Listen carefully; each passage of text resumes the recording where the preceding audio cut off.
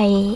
In front of me is Samsung Galaxy Xcover6 Pro, and today I would like to show you how you can install and then apply iOS launcher on this Samsung.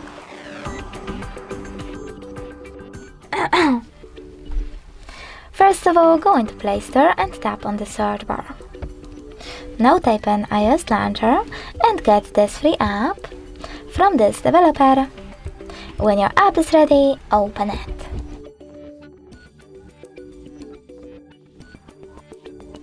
Then select while using the app or only this time and choose Allow. Now you need to swipe up from the bottom of your screen and choose Home button. Then go into Settings. In Settings, scroll down, choose Apps section and click on Choose Default Apps. From here, just tap on Home app and tap on iOS Launcher.